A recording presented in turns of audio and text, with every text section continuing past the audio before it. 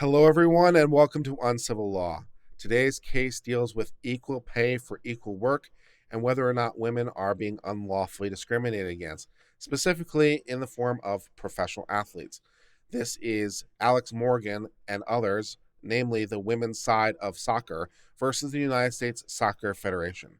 In this case, women's soccer has said that they are not getting paid the same as men's soccer, and they say that they are being discriminated against and only getting 79 cents on the dollar to what a man gets. So is that true? Are they being unlawfully discriminated against? Is this equal pay, equal work, or is it women not getting their fair share? Let's read on. On March the 8th, 2019, the plaintiffs, who are female soccer players on the United States senior women's national team, filed this class action against the United States Soccer Federation. The United States Soccer Federation is the national governing body for the sport of soccer in the United States. The United States Soccer Federation selects, funds, trains, and maintains the various United States national soccer teams, including the women's national team and its male counterpart, the male national team.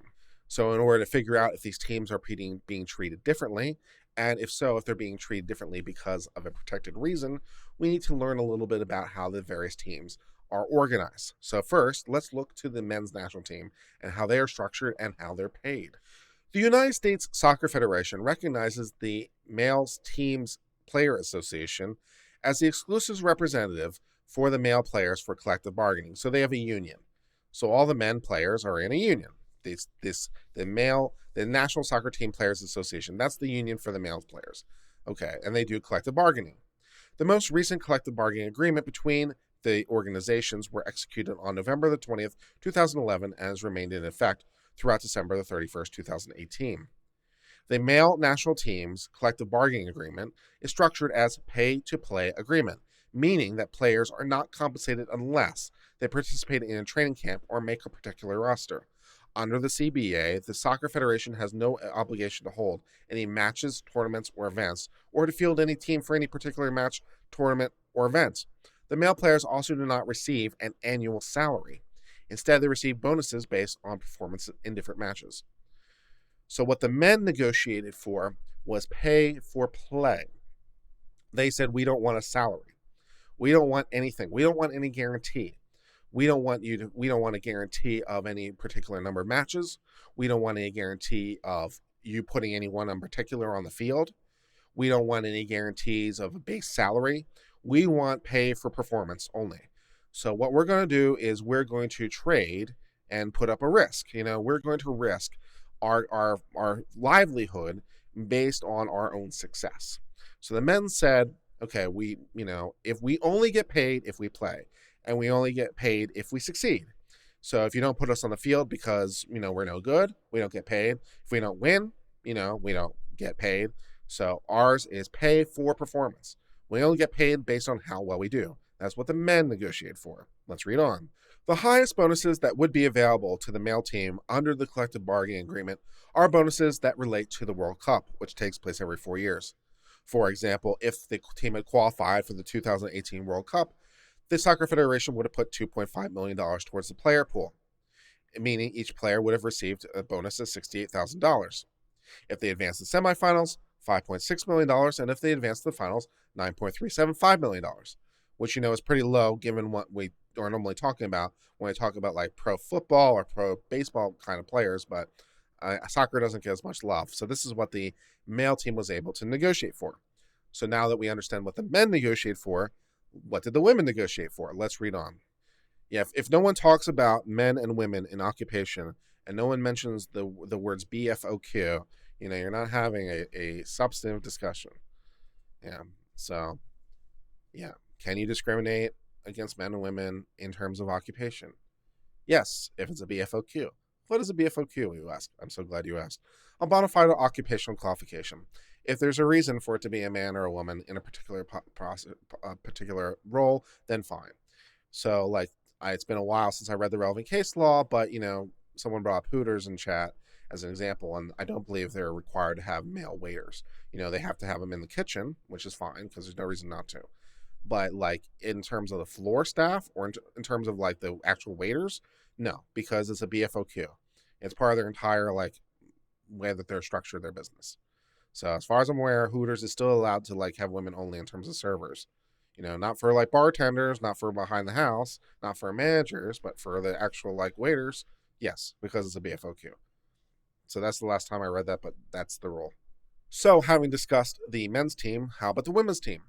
Like the men's team, the women's team participates in competitions around the world.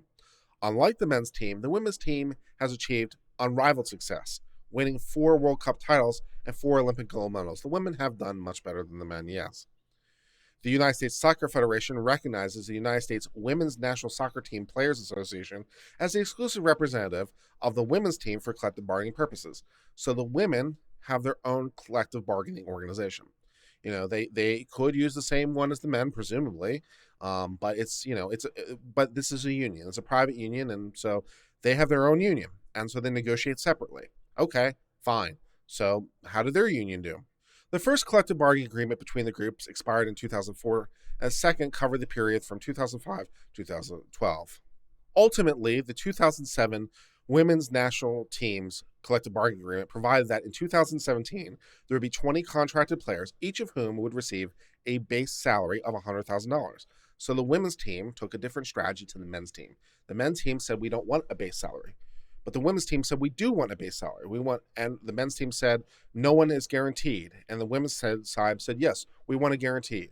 We want 20 players and we want a base guaranteed salary of $100,000. Okay. There would also be 2 tiers of other salaries, each containing 11 players. The tier 1 players would receive $67,000, while 2 tier players would receive $62,000.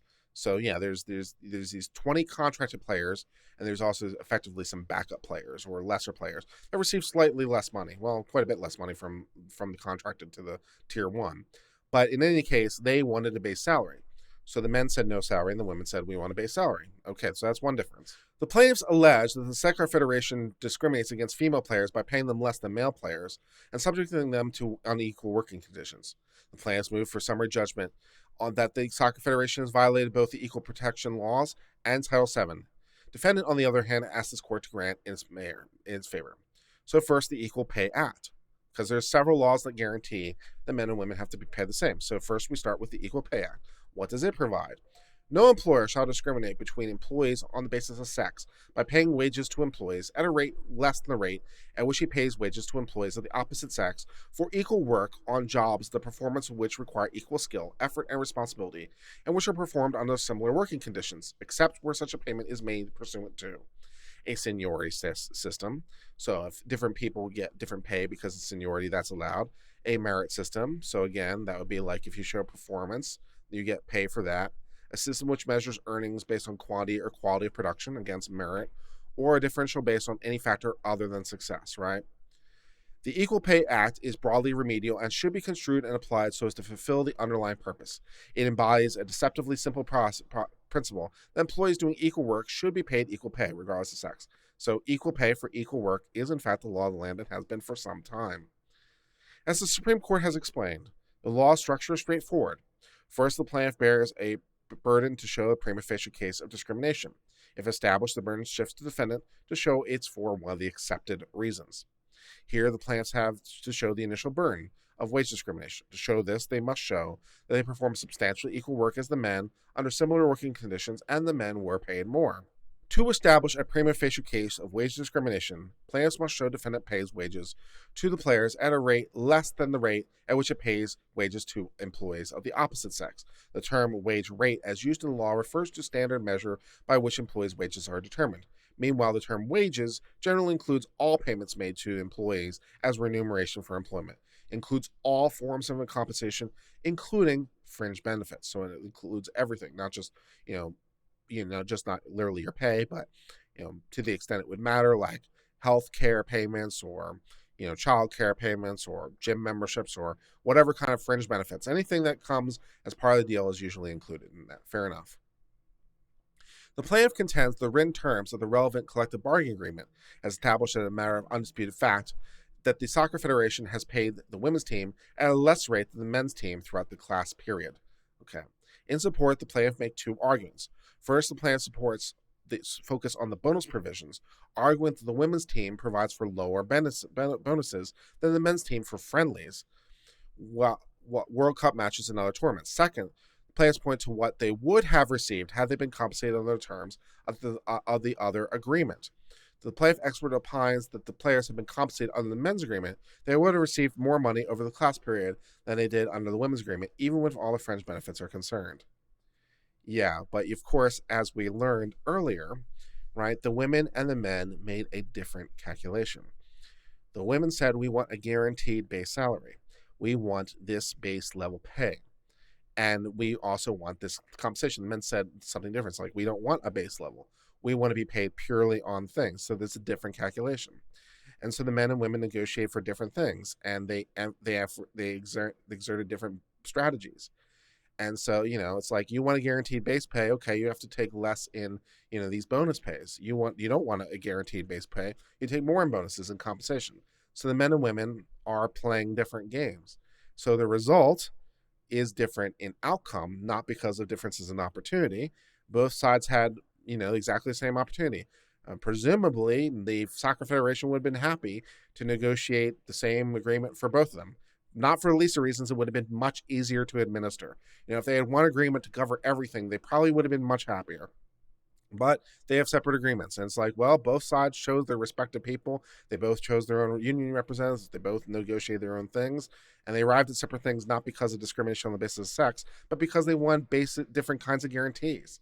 So, shouldn't men and women be able to negotiate for the rules they want? It's like, you want a guaranteed salary. It's like, okay, that's cool.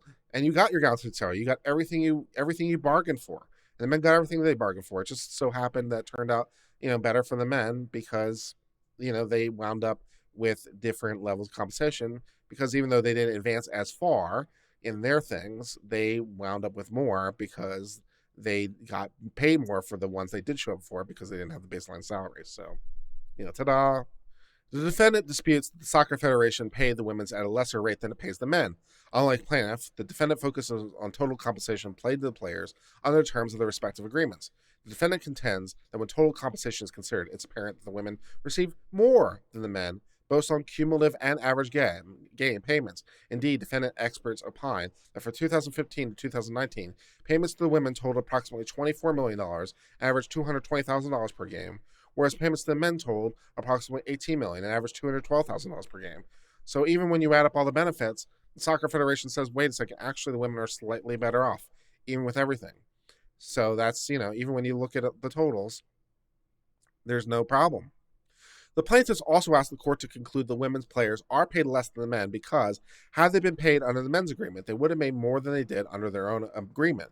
But defendants submitted evidence showing that the men had been paid under the terms of the women's agreement. They too would have made more than under their own agreement. So, yeah, it's like, the women say, well, we would have been paid more if we had been paid under the men's agreement. But the other side said, well, actually, as it turns out, the men would have been paid more if they had been paid under the terms of the women agreement.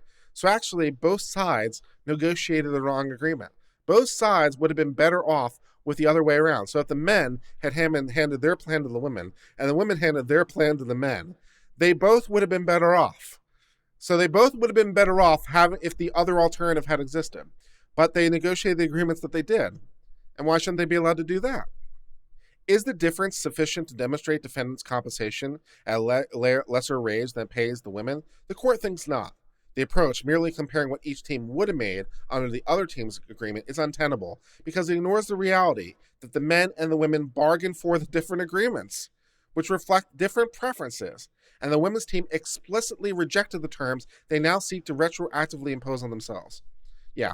So, by way of example, I did skip quite a lot of discussion on the history of how these respective contracts went on. So we skipped a good 20, 30 pages of discussion on the respective negotiations of the men and women and show in somewhat painful detail exactly what was being offered by each side at each time and all that good stuff. And the women were in fact offered this deal as a matter of historical right. So they were offered the opportunity for this, and the women expressly rejected it through their union representatives. They have a union. They elected delegates. The delegates said, no, we don't want that. We want a different thing. I mean, it was offered to them. They said no. And who you want it imposed on you? It's exactly what you said you didn't want. And now you're saying we want it retroactively because it turns out we would have been better off. But it's like, what? How's this fair? It's not, and that's what the court's pointing out here. It's like the court went through the long history. It's like you had the opportunity, you rejected in favor of this. It's like, what's the problem? I don't know, but that's where we are. The history of negotiations, which again I skipped because it was quite lengthy and also quite detailed as a result. But the history of negotiations between the parties demonstrates the women rejected the officer to be paid under the same structure as the men. And the women were willing to forego the higher bonuses for, they pay for performance for other benefits, such as greater base compensation and guarantee of a higher number of contracted players. The men had no guarantee of any contracted players, no base rate. They wanted a higher number than zero, and that's what they got. Accordingly, the plans cannot retroactively determine that their collective bargaining agreement was worse by reference to what they would have been paid under the men's agreement, pay-to-play structure, when they themselves rejected the structure. It was available to you. It was offered to you. We saw it in the court's language, in the history. It's like, you could have done this, and you can't say, but we would have been paid more. But they offered it to you. It was available. You said, no, we want something else. So, okay, I don't understand what's going on here. This confuses me. I mean, shouldn't people have freedom to negotiate? I mean, we don't believe in unions or believe in their ability to negotiate and reject offers and determine what's in their own best interest? It would have worked out differently for someone else. But it's like, this is what you agreed on. The method of comparison not only fails to account for the choices made during the collective bargaining agreement, it also ignores the economic value of the insurance the women's team received under the collective bargaining agreement. One of the defining features of the collective bargaining agreement is the guarantee that they'll be compensated regardless of whether they play a match or not. So that they had a guarantee. Play, not play, you're paying us either way. Yeah. This stands in stark contrast to the men agreement, under which the players are only compensated if they're called into camp to play, and they participate. So yeah, if you never show up, you don't get paid. That was the agreement they reached. It is difficult to attach a dollar value to the insurance benefit, and neither party attempts to do so. However, there's indisputably economic value to this type of fixed pay contract as compared with a performance pay. Yeah, it's like, do you want salary, or do you want this to be on commission? It's like, you can take one or the other. And it winds up that you would have been better on the one or better than the other. It's like, you have the ability to negotiate, but which do you want? Salary? Commission? The men said, we want commission. The women said, we want salary. Said, okay. And then they went forward and did that, and now you're complaining about it, even though the women were offered the opportunity to be on commission. They said, we'll give you commission. They said, no, we want salary. Okay. All right, that's where we are. Why is this bad? I don't know, but that's... The court is struggling the same way I'm struggling. It's like, you both seem to be negotiating for exactly what you want. You both have the opportunity. You both have the opportunity to reach the same deal. You reach different deals. Okay, I don't know why this is bad. It's not discrimination on the basis of sex. And to the extent it is, it's because you wanted it that way. They offered you the same deal. You're one of the ones who wanted the discrimination on the basis of sex. You're the ones who wanted them to pay to be different. Okay. I don't know why this is bad. Merely comparing what the women's players received under their own agreement with what they would have received under the men's agreements discounts the value the team placed on the guaranteed bonuses, which they opted for. So yeah, you're discounting the value of the guarantee. So it wasn't just $100,000. It's $100,000 guaranteed. It's a little bit different. The statements offered by the plan are insufficient to establish a genuine dispute that women's players are paid at a rate less than the men's players. That the agents said to women's players are paid less does not make it true that, whereas here, defendants present evidence that the women's team was paid more on both a cumulative and average game basis than the men. And also, it's what you negotiated for. So, The court next turns to the remaining claims for discrimination vital of Title VII. So we got past the Equal Pay Act because it was pay for performance and negotiate all the rest of that. So it doesn't violate the Equal Pay Act because, none of these things. It's totally fine. So how about Title VII? Okay. Title VII brings on two claims of theories of disparate treatment. First, the alleged defendant intentionally discriminated against them by paying them less than the similarly situated men. No. And second, alleges that they intentionally discriminated. And to the extent where I say no, the entirety of the analysis of why the answer is no is now on the screen. Because we just did it above in several pages. So they just say in 3 sentences, see what we said above. So as to discrimination compensation, no. We already discussed that. So same analysis under Title VII, just take what we said, repeat. Take what we say it again. So it wasn't discrimination in compensation now. Okay, so how about discrimination in working conditions? How about that? Let's take a look at that issue. All right, because we haven't discussed that yet. The parties dispute the scope of the claim. In the motion for summary judgment, the defendants argue that aside from allegations surrounding competition, only concrete allegations of employment discrimination found in the complaint are allegations about playing on artificial turf instead of grass and flying in commercial aircraft instead of charter aircraft. And this is definitely something we heard in sort of the public coverage of this when this was being filed, about this artificial turf versus natural turf issue, and whether or not there was issue that the women were playing on artificial turf more, and that's harder on players than not. I mean, I'm not a professional, sports person by any stretch, so I wouldn't know which is harder or not. But that there's a difference in fatigue levels, difference in injury levels. Okay, I'm sure there's got to be some differences there, so that there was a problem there, and also that there was a difference in the flying arrangements. Okay, let's take a look. The plaintiffs counselor that their claim not only applies to the field services and chartered flights, but also the amount allocated and spent on teams' travel, including room and board and chartered flights, personnel resources and support services, including medical and training, and differences in head coach compensation. So there's an issue over what sort of auxiliary issues are we arguing over. So one side said it's only over these issues, the other side says over these issues. So the court has concluded that actually the broader range of issues was preserved, at least as to the complaint. So having determined that the broader range of issues is before the court, at least as to the complaint, the court considers where the claim has been exhausted. Before bringing a Title VII suit, a plaintiff must exhaust the administrative remedies by filing a timely charge with the Equal Opportunity Commission. So under federal law, if you have a complaint on this, there are different remedies for different statutes. And sometimes you have to go to administrative remedies first. And the idea there is to give, the parties a chance to conform. It's a way to take some load off the courts and so forth and so on. So one of the things you had to do here was go to the Equal Opportunity Commission and give them a chance to fix the issue before you came to court. So did you do that? The defendant has not met its burden to demonstrate the plaintiffs failed to exhaust their working condition claim. Okay, so there was not a failure to exhaust. So they did press all the issues. They did try to exhaust everything. There was not a failure to exhaust. They did exhaust. They tried to go to the administrative remedy first. Okay. The letter supports plaintiff's position that the EEOC investigated the working conditions claims. Alternatively, it demonstrates the claim fell within the scope of the investigation, which can be reasonably expected to grow the charge. So here the court is saying, yeah, the women did this right. The women actually brought the right complaint to the EEOC. They brought the whole issue. The other side hasn't shown the failure to exhaust. They did try to exhaust. They tried the administrative route.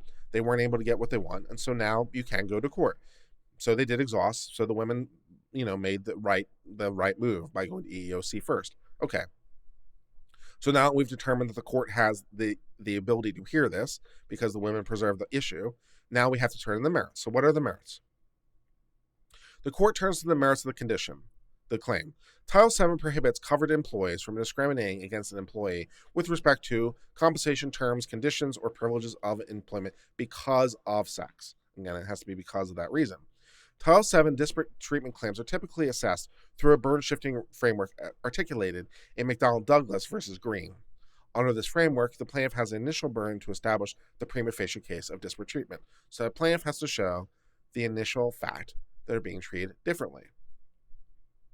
The prima facie case requires the plaintiff to show that they belong to a protected class, they're performing the job adequately. If you're being discriminated against because you're not performing your job, then that doesn't work, right? You suffered an adverse employment action, some sort of punishment or something, and similarly situated individuals outside of them were being treated more favorably, or other circumstances shows giving a rise to discrimination. So you have to show that the other side was not being treated the same. Fair enough. When the plaintiff establishes the prima facie case, the burden of production, but not persuasion, shifts to the employer to show some legitimate non-discriminatory reason. So if you first show there is a difference, one of the things the employer can do is show, well, it's because of some reason outside of sex. There is a difference, but it's because of some factor outside of the discrimination. Okay. Once the employer has articulated the sufficient reason, the presumption of discrimination drops out of the picture. The plaintiff may still prevail if they can show that this legitimate reason was in fact a pretext. So, so we have this operation where we have things going back and forth. So the plaintiff initially says there's a discrimination on the basis of sex. then the defendant can come back and say, well, there's discrimination, but here's a reason. But then the other side can come back and say, well, it's not a real reason. It's a pretextual reason. It's not a real thing. You're just making it up. It's cover. And so they can rebut it that way. So there is this like ping pong element to it where, both sides can rebut to show that it is or is not based on sex. Okay. The plaintiffs contend that the Soccer Federation made the women's team play on inferior surfaces such as artificial turf more frequently than men. Essentially, plaintiffs contend the Soccer Federation made two decisions about field surfaces. Either one or both must have been played by discriminatory animus. First, when deciding the venue for matches, the Soccer Federation chose turf venues more frequently for women's matches than men's matches. Okay. Second, if either team was scheduled to play at a turf venue, the Soccer Federation chose to install temporary grass over the turf more frequently for the men than the women. According to the plaintiffs, playing on artificial turf can lead to significant injuries and also affect fundamentals of the game, including the way the ball bounces and how it's struck. Yeah, I'm sure it does. So it's like, okay, so there were some problems. So you chose venues more frequently for men that would give them natural grass, and when those venues did have artificial grass, more often you temporarily install real grass than you would for us. So there is some different treatment there. Okay. Once the plaintiff has established this prima facie case, the burden shifts to the defendant, who must offer evidence the adverse action was taken for another reason. Okay, so was there a reason for this? The defendant has satisfied this burden, according to the court. It is undisputed that during the relevant time period, the men and women's team played the vast majority of their matches on grass rather than turf. Defendant has submitted evidence that there are only two time periods when the defendant subjected women's to games on artificial turf more frequently than the men. As for why it did not install temporary grass on turf at the venues that they didn't, defendant submits evidence that did not anticipate generating enough revenue from those matches to make it financially prudent to install temporary grass, nor did the Soccer Federation believe it would be necessary to attract opponents. With respect to the free friendly matches, again, defendant submits evidence that did not anticipate generating enough revenue to justify the cost. So here they're saying, well, the reason that we installed grass in the places that we did is because we had enough people coming to justify the cost. Because, putting down temporary grass is going to be somewhat expensive, to do that. And we want to make sure we're getting enough to revenue to justify the business decision. So when we didn't do it because we weren't anticipating enough revenue to justify this decision. So it wasn't on the basis of sex. It was on the basis of the expected crowds. So maybe the crowds are sexist, but if they are, that's well outside the employer's control. Especially when the women's team are performing so well. So we just didn't anticipate that, that we'd have enough to generate. That's what they are saying happened. Okay. Even viewing the evidence circumstantially and in the light most favorable to the plaintiffs, the court has found that the plaintiffs have failed to raise a triable issue as to the pretext. Plaintiffs offered an expert report and deposition testimony primarily show profit explanation is unworthy of credence. So they're saying there that there's not enough to go for it, that you have not shown that this is actually a pretext. So maybe it was, but you didn't demonstrate the reason in this ping pong match, so not reason to go to trial. In sum, the court finds the plaintiffs have failed to submit sufficient evidence the defendant proffered explanation for a turf disparity is a pretext. Based on the evidence submitted, a reasonable trier of fact could not conclude by a preponderance of evidence that intentional discrimination by the women's team by subjecting them to turf surfaces more frequently than the men's. The court therefore grants summary judgment as to this issue. Okay. Well, what about the planes? What about those flights? Let's read on. Defendant also moves for summary judgment on the plaintiff charge of flight claims, which is one aspect of broader theory that the defendant discriminated against the women by subjecting them to inferior travel conditions relative to men. Indeed, not only did the plaintiffs allege the defendant provided the men's team with charter flights more frequently than women, the plaintiff also alleged the defendant budgeted and spent more money on airfare and hotels for the men than the women. For example, the plaintiff alleges that from 2015 to 2020, the Soccer Federation spent approximately $9 million on airfare for the men, while spending approximately $5 million on airfare for the women, even though women played more games during the period. Okay. In the motion, the defendant points out that the men and women's teams have flown charter flights for all team travel, including the friendly team matches since 2018. So at least since 2018, it's all charter flights, so good for them. Between 2015 and 2018, however, the women's team did not use charter flights for any team travel to friendly matches. In contrast, the men flew a total of 6 charter flights for team travel to friendly matches over the same time period. So women's team, no charter flights for friendly matches in this time period, but the men's team did use charter flights. Okay. Defendant have articulated legitimate non-discriminatory reasons for providing the men with charter flights more frequently. Okay. For example, it appears the Soccer Federation provided to the men's team charter flights on multiple occasions because the men's team was struggling relative to its competitors and thus needed a competitive edge going into important matches. Which, given the history of the men's team, is not the most implausible thing, right? It's like the men's team needed a boost. The men's team needed a psychological boost because they're not doing it very great. So we're gonna give them a flight, so maybe they'll perform better. This explanation is not rooted in sex-based discrimination, but rather in competitive need. Okay.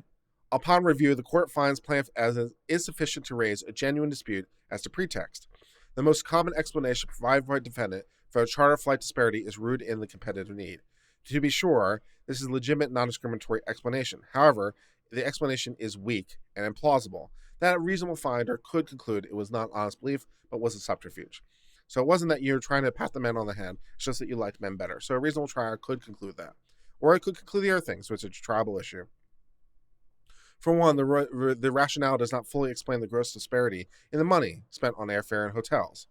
Additionally, it compels the implausible conclusion that the women's team never faced a similar situation during the relevant time period when it too would have benefited from this competitive advantage. Very fair point.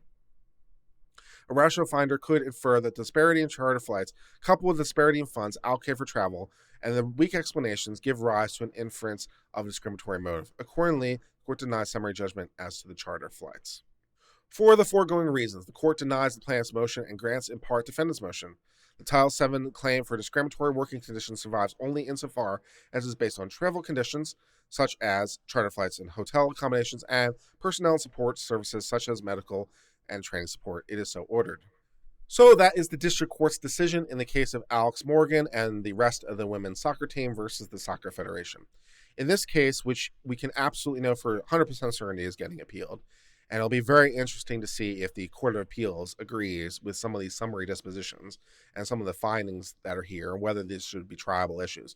So I think there's lots of ripe ground there as to maybe the court went too far in disposing of things that should have went to a jury. So I'm sure that will be the argument on appeal. But what we learned so far is, at least, is that the men and women had different contracts because they negotiated differently. The women had the opportunity to sign on the men's contract and didn't. They got exactly what they bargained for, and they would have been better had they not done that. But, they should have the right to negotiate for what they want, right? And as it happens, as to some of the support services, such as planes and hotels and medical care and such, there is enough to go forward as to those issues. But I don't suspect there will be a trial anytime immediately soon. I imagine there will be an immediate appeal. Whether or not the Court of Appeals will hear it or not, or we have to get a full judgment first, I don't know. But we know this is not the end of this case. But at least there does seem to be some reason that men and women were paid differently because they negotiated differently. So until we get further things from further courts, that's the end of the coverage of this case. Thank you so much for being part of the Uncivil Law family. I appreciate your continued support. If you haven't already done so, please subscribe to this channel, and you can also support us financially by clicking the applaud button below. Thank you so much for your contributions to our channel. It helps our work grow. Until later, cheers and goodbye.